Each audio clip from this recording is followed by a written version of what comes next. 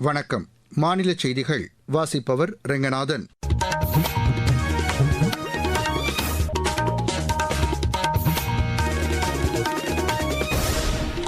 தலைப்புச் செய்திகள். India Australia இடையே பாதுகாப்பு, வர்த்தகம், தொழில்நுட்பம் உள்ளிட்ட துறைகளில் முதலீடுகளை அதிகரிக்க திட்டமிட்டுள்ளதாக பிரதமர் திரு நரேந்திர மோடி தெரிவித்துள்ளார். தமிழ்நாட்டில் நடைமுறையில் உள்ள 69% இடஒதுக்கீட்டை பாதுகாக்க உரிய சட்ட நடவடிக்கைகளை மேற்கொள்ள வேண்டும் என்று அதிகாரிகளுக்கு முதலமைச்சர் திரு விஜய் அறிவுறுத்தியுள்ளார். விருதுநகர் மாவட்டத்தில் விதிமுறைகளை மீறி செயல்பட்டு வந்த 23 கல்குவாரிகளை தற்காலிகமாக நிறுத்த மாநில அரசு உத்தரவிட்டுள்ளது. தமிழகத்தில் அடுத்த 5 நாட்களுக்கு இடி மின்னலுடன் கூடிய மழை பெய்ய வாய்ப்புள்ளதாக வானிலை ஆய்வு மையம் தெரிவித்துள்ளது. IPL கிரிக்கெட் போட்டியின் முதலாவது தகுதிச் சுற்று ஆட்டத்தில் குஜராத் அணியை வீழ்த்தி பெங்களூரு அணி இறுதிப் போட்டிக்கு முன்னேறியுள்ளது. இனி விரிவான செய்திகள். இந்தியா ஆஸ்திரேலியா இடையே பாதுகாப்பு, வர்த்தகம், தொழில்நுட்பம் உள்ளிட்ட துறைகளில் முதலீடுகளை அதிகரிக்க திட்டமிட்டுள்ளதாக பிரதமர் திரு நரேந்திர மோடி தெரிவித்துள்ளார். ஆஸ்திரேலிய வெளியுறவுத்துறை அமைச்சர் பென்னி வாங்கை பிரதமர் புதுதில்லியில் நேற்று சந்தித்து பேசினார். இந்த சந்திப்பு குறித்து சமூக வலைதளத்தில் பதிவிட்டுள்ள பிரதமர், இந்தியா ஆஸ்திரேலியா இடையே பாதுகாப்பு, வர்த்தகம், தொழில்நுட்பம் உள்ளிட்ட துறைகளில் ஒருங்கிணைந்த நல்லுறவை மேம்படுத்தவும் முதலீடுகளை அதிகரிப்பது குறித்தும் விரிவாக ஆலோசித்ததாக தெரிவித்துள்ளார். இந்தோ பசிபிக் நாடுகளின் பாதுகாப்பு மற்றும் முன்னேற்றத்திற்கு வெளிப்படையான நடவடிக்கைகளை தொடரவும் முடிவு செய்யப்பட்டதாக பிரதமர் அதில் கூறியுள்ளார். இதேபோல் ஜப்பான் வெளியுறவு அமைச்சர் தோஷிமிட்சு மொட்டேகியையும் பிரதமர் திரு நரேந்திர மோடி வரவேற்றார். இந்தியா ஜப்பான் இடையே அமைதி, ஸ்திரத்தன்மை மற்றும் முன்னேற்றத்தை மேலும் முன்னெடுத்துச் செல்வதற்கு உலக நாடுகளுடன் இணைந்து முக்கிய பங்காற்றுவதை உறுதி செய்வதாகவும் மற்றொரு பதிவில் திரு நரேந்திர மோடி குறிப்பிட்டுள்ளார். தமிழ்நாட்டில் கல்வி, வேலைவாய்ப்புகளில் நடைமுறையில் உள்ள 69% இடஒதுக்கீட்டை பாதுகாக்க உரிய சட்ட நடவடிக்கைகளை மேற்கொள்ள வேண்டும் என்று முதலமைச்சர் திரு ஜோசப் விஜய் தெரிவித்துள்ளார். கல்வி நிலையங்களில் மாணவர் சேர்க்கை மற்றும் அரசு வேலைவாய்ப்புகளில் 69% இடஒதுக்கீட்டிற்கு எதிராக உச்சநீதிமன்றத்தில் தொடரப்பட்டுள்ள வழக்குகளின் விசாரணை இன்று வரவுள்ள நிலையில் சென்னை தலைமைச் செயலகத்தில் நேற்று அமைச்சர்கள் மற்றும் அதிகாரிகளுடன் முதலமைச்சர் ஆலோசனை நடத்தினார். அப்போது 69% இடஒதுக்கீட்டினை பாதுகாக்கும் நோக்கில் தேவையான சட்ட நடவடிக்கைகளை விரைந்து மேற்கொள்ள அவர் அறிவுரை வழங்கியதாக அரசின் செய்திக்குறிப்பு தெரிவிக்கிறது. முதலமைச்சர் திரு ஜோசப் விஜய் இன்று புதுதில்லியில் பிரதமர் திரு நரேந்திர மோடியை சந்திக்கிறார். தமிழக முதலமைச்சராக பொறுப்பேற்ற பின்னர் திரு விஜய் முதன்முறையாக இன்று தில்லி செல்கிறார். மாலை 4:30 மணி அளவில் அவர் பிரதமரை சந்திக்க இருப்பதாக எமது செய்தியாளர் தெரிவிக்கிறார். காலி மதுபாட்டில்கள் விவகாரம் தொடர்பாக ஈரோடு உள்ளிட்ட ஒரு சில மாவட்டங்களில் வேலை நிறுத்தத்தில் ஈடுபட்டுள்ள டாஸ்மாக் பணியாளர்கள் பணிக்கு திரும்ப வேண்டும் என்று மாநில மதுவிலக்கு மற்றும் ஆயத்தீர்வைத்துறை அமைச்சர் திரு விக்னேஷ் கேட்டுக் கொண்டுள்ளார். சென்னை உயர்நீதிமன்ற உத்தரவின் அடிப்படையில் காலி மதுபாட்டில்களை திரும்பப் பெறும் திட்டம் செயல்படுத்தப்பட்டு வருவதாக அரசு செய்திக்குறிப்பில் தெரிவிக்கப்பட்டுள்ளது. இந்நிலையில் பாட்டில்களை வெளிமுகமை மூலமாக திரும்பப் பெறுவது குறித்து உயர்நீதிமன்றத்தில் உறுதிப்பத்திரம் அளிக்கப்பட்டு வரும் ஜூன் மாத இறுதிக்குள் பணியாளர்களின் கோரிக்கைகள் நிறைவேற்றப்படும் என்றும் அதில் கூறப்பட்டுள்ளது. உயர்நீதிமன்ற தீர்ப்புக்கு மதிப்பளித்து பணியாளர்கள் அனைவரும் இன்று முதல் வழக்கம்போல் பணிக்கு திரும்ப வேண்டும் என்று அமைச்சர் கேட்டுக் கொண்டிருப்பதாகவும் அதில் கூறப்பட்டுள்ளது. அம்மா உணவகங்களில் முன்னாள் முதலமைச்சர் ஜெயலலிதாவின் புகைப்படங்களை நீக்கிவிட்டு முதலமைச்சர் திரு விஜயின் புகைப்படங்களை வைத்திருப்பதற்கு அஇஅதிமுக கண்டனம் தெரிவித்துள்ளது. அக்கட்சி வெளியிட்டுள்ள சமூக வலைதள பதிவில், அம்மா உணவகங்கள் என்றாலே மாநிலம் முழுவதும் மக்களின் உள்ளத்தில் தோன்றுவது ஜெயலலிதாவின் உருவம்தான் என்று கூறியுள்ளது. இத்தகைய செயல்களை தவிர்த்து அம்மா உணவகங்களின் செயல்பாடுகள் குறித்த அறிவிப்பை அரசு தீவிரமாக நிறைவேற்ற வேண்டும் என்றும் அதில் வலியுறுத்தப்பட்டுள்ளது. நீங்கள் கேட்டுக்கொண்டிருப்பது மாநில செய்தி அறிக்கை. ஊரக வளர்ச்சிக்கான புதிய அத்தியாயம்.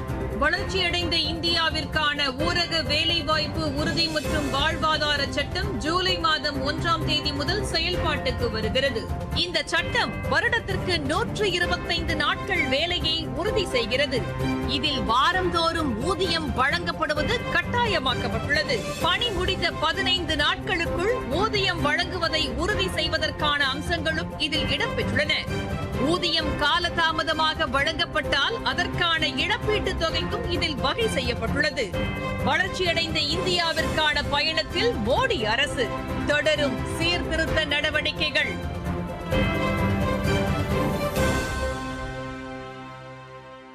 விருதுநகர் மாவட்டத்தில் விதிகளை மீறி செயல்பட்டு வந்த 23 கல்குவாரிகளை தற்காலிகமாக நிறுத்த மாநில கனிம வளத்துறை அமைச்சர் டாக்டர் டி.கே. பிரபு உத்தரவிட்டுள்ளார். இம்மாவட்டத்தில் சட்டவிரோதமாக கனிமங்கள் வெட்டி எடுக்கப்படுவதை தவிர்க்க 76 குவாரிகளில் ஆளில்லா விமானம் மூலம் அளவீடு செய்யப்பட்டு அறிக்கை பெறப்பட்டதாக அரசு செய்திக்குறிப்பு தெரிவிக்கிறது. இதையடுத்து விருதுநகர் மாவட்ட புவியியல் மற்றும் சுரங்கத்துறை அதிகாரிகளுடன் ஆய்வு நடத்திய அமைச்சர் குத்தகை பரப்பிற்கு வெளியே குவாரி பணி மேற்கொண்ட 23 குவாரிகளை தற்காலிகமாக மூட உத்தரவிட்டதாக அதில் கூறப்பட்டுள்ளது. நீலகிரி மாவட்டம் உதகைக்கு வரும் சுற்றுலாப் பயணிகளை கவரும் வகையில் குன்னூர் சிம்ஸ் பூங்காவில் பழ கண்காட்சி இன்று தொடங்குகிறது. ஜுராசிக் பார்க் என்ற கருப்பொருளுடன் 4 நாட்கள் இக்கண்காட்சி நடைபெற உள்ளதாக எமது செய்தியாளர் தெரிவிக்கிறார். நீலகிரி மாவட்டத்தில் கோடை சீசனில் சுற்றுலாப் பயணிகளை மகிழ்விக்கும் விதமாக மாவட்ட நிர்வாகம் மற்றும் தோட்டக்கலைத்துறை இணைந்து பல்வேறு கண்காட்சிகளை நடத்தி வருகிறது. இந்த ஆண்டு உதகை ரோஜா பூங்காவில் ரோஜா கண்காட்சி, புகழ்பெற்ற உதகை அரசு தாவரவியல் பூங்காவில் மலர் கண்காட்சி, காட்டேரி பூங்காவில் மலைப்பயிர்கள் கண்காட்சி போன்றவை நடைபெற்றது. இந்த நிலையில் கோடை விழாவின் இறுதி கண்காட்சியாக குன்னூர் சிம்ஸ் பூங்காவில் 66வது பழக்கண்காட்சி இன்று தொடங்கி 30ஆம் தேதி வரை 4 நாட்கள் நடைபெறுகிறது. இதற்காக குழந்தைகளை கவரும் வகையில் ஜுராசிக் பார்க் என்ற கருப்பொருளை கொண்டு அலங்கார வடிவங்கள் பழங்களால் அமைக்கப்பட்டுள்ளது. குறிப்பாக முகப்பு பகுதியில் சுற்றுலா பயணிகளை வரவேற்கும் விதமாக பேரிச்சம்பழங்களை கொண்டு பிரம்மாண்ட டைனோசர் அமைக்கப்பட்டுள்ளது. மேலும் டைனோசர் முட்டைகள் நெல்லிக்காய்களை கொண்டு வடிவமைக்கப்பட்டுள்ளது. இதை தவிர பல்வேறு வகை பழங்களை கொண்டு மேலும் சில டைனோசர்கள் வடிவமைக்கப்பட்டுள்ளன. உதகையிலிருந்து சரவணன். திருநெல்வேலி அருள்மிகு நெல்லையப்பர் கோவிலில் 34 ஆண்டுகளுக்கு பின்னர் சுவாமி அம்பாள் உள்ளிட்ட பஞ்சமூர்த்திகள் வெள்ளித்தேரில் எழுந்தொருளி ரத வீதிகளில் உலா வரும் நிகழ்ச்சி நடைபெற்றது. திருவிளையாடல் திருவிழாவின் முக்கிய நிகழ்வாக நடைபெற்ற நிகழ்ச்சியில் ஏராளமானோர் பங்கேற்று சுவாமி தரிசனம் செய்ததாக எமது செய்தியாளர் தெரிவிக்கிறார். தமிழகத்தில் பிரசித்தி பெற்ற சிவாலயங்களில் ஒன்றான நெல்லையப்பர் திருக்கோவிலில் கடந்த ஆண்டு புதிதாக வெள்ளித்தேர் செய்யப்பட்டு கோவிலுக்கு ஒப்படைக்கப்பட்டதைத் தொடர்ந்து 34 ஆண்டுகளுக்கு பிறகு மீண்டும் வெள்ளித்தேரில் பஞ்சமூர்த்திகள் வீதி உலா வரும் நிகழ்ச்சி வெகு விமர்சையாக நடைபெற்றது. திருவிளையாடல் திருவிழாவை முன்னிட்டு அதிகாலை கோவில் நடை திறக்கப்பட்டு சுவாமி நெல்லையப்பர், காந்திமதி அம்பாள் மற்றும் பஞ்சமூர்த்திகளுக்கு சிறப்பு அபிஷேக அலங்காரம், தீபாராதனை நடைபெற்றது. தொடர்ந்து வெள்ளித்தேரில் சிறப்பு அலங்காரத்தில் சுவாமி நெல்லையப்பர், காந்திமதி அம்பாள், விநாயகர், சுப்பிரமணியர், சண்டிகேஸ்வரர் ஆகிய பஞ்சமூர்த்தி எழுந்தருளினர். அதனைத் தொடர்ந்து நூற்றுக்கணக்கான பக்தர்கள் வெள்ளித்தேரின் வடம் பிடித்து நெல்லையப்பர் கோவிலின் 4 ரத வீதிகளிலும் தேரை இழுத்துச் சென்றனர். திரளான பக்தர்கள் கண்டு தரிசனம் செய்தனர். நெல்லையிலிருந்து திருமலைக்குமார். தமிழகம் மற்றும் புதுச்சேரியில் இன்று முதல் வரும் 31ஆம் தேதி வரை இடி மின்னலுடன் கூடிய மிதமான மழை பெய்ய வாய்ப்புள்ளதாக சென்னை வானிலை ஆய்வு மையம் தெரிவித்துள்ளது. மத்திய மேற்கு வங்கக்கடல் மற்றும் அதனை ஒட்டியுள்ள பகுதிகளில் நிலவும் வளிமண்டல சுழற்சி காரணமாக தமிழகத்தின் பெரும்பாலான மாவட்டங்களிலும் புதுச்சேரி, காரைக்கால் பகுதிகளிலும் அடுத்த 5 நாட்களுக்கு இடியுடன் கூடிய மழை பெய்ய வாய்ப்புள்ளதாக அந்த மையம் தெரிவித்துள்ளது. சென்னையை பொறுத்தவரை வானம் பொதுவாக மேகமூட்டத்துடன் காணப்படும். வெப்பநிலை இயல்பை விட சற்றே அதிகரிக்கக்கூடும் என்றும் அந்த மையம் கூறியுள்ளது. இருவரிச் செய்திகள்.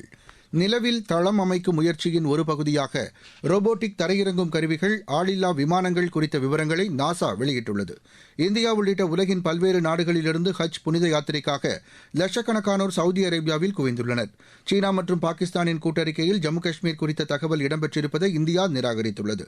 நாட்டின் மக்கள் தொகை அதிகரிப்பை கட்டுப்படுத்த ஓய்வு பெற்ற உச்சநீதிமன்ற நீதிபதி திரு பிரகாஷ் பிரபாகர் நவ்லேக்கர் தலைமையில் உயர்மட்ட குழு ஒன்றை மத்திய அரசு அமைத்துள்ளது. போக்குவரத்து விதிகளை மீறும் வாகன உரிமையாளர்களிடமிருந்து உடனடியாக அபராதம் வசூலிக்கப்படுவதாக சமூக வலைதளங்களில் பரவி வரும் செய்தியை மத்திய அரசு மறுத்துள்ளது. மகாராஷ்டிராவின் பால்கர் சாலை விபத்தில் உயிரிழந்த 13 பேரின் குடும்பங்களுக்கு தலா 5 லட்சம் ரூபாய் நிதியுதவி வழங்க அம்மாநில அரசு உத்தரவிட்டுள்ளது. நாகப்பட்டினம் தஞ்சாவூர் தேசிய நெடுஞ்சாலையில் 4 வழி திருவாரூர் புறவழிச்சாலை அமைக்க மத்திய அரசு ஒப்புதல் அளித்துள்ளது. திருப்பத்தூர் மாவட்டம் நாற்றம்பள்ளி அருகே கொத்தூரில் உள்ள எல்லை சோதனைச் சாவடியை மாவட்ட காவல் கண்காணிப்பாளர் திரு அக்ஷய் அனில் வாக்கரே ஆய்வு செய்தார். கிருஷ்ணகிரி அணையிலிருந்து தண்ணீர் வெளியேற்றப்பட உள்ளதால் சாத்தனூர் அணை வரை உள்ள தென்பெண்ணை ஆற்றங்கரையோர பகுதிகளில் வசிக்கும் மக்களுக்கு வெள்ள அபாய எச்சரிக்கை விடப்பட்டுள்ளது. விளையாட்டுச் செய்தி.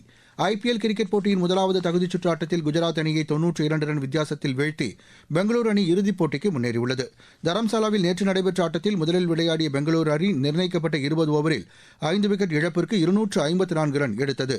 255 ரன் எடுத்தால் வெற்றி என்ற இலக்குடன் பின்னர் களமிறங்கிய குஜராத் அணி அடுத்தடுத்து விக்கெட்டுகளை இழந்து 19.3 ஓவரில் 162 ரன்னுக்கு ஆட்டமிழந்தது.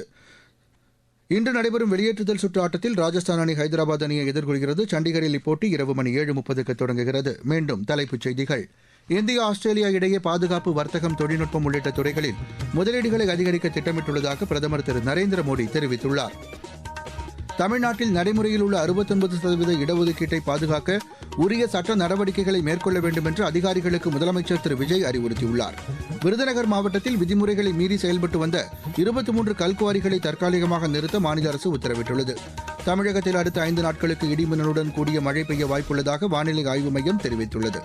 ஐபிஎல் கிரிக்கெட் போட்டியின் முதலாவது தகுதிச் சுற்று ஆட்டத்தில் குஜராத் அணியை வீழ்த்தி பெங்களூரு அணி இறுதிப் போட்டிக்கு முன்னேறியுள்ளது. இத்துடன் இந்த செய்தி அறிக்கை நிறைவடைந்தது.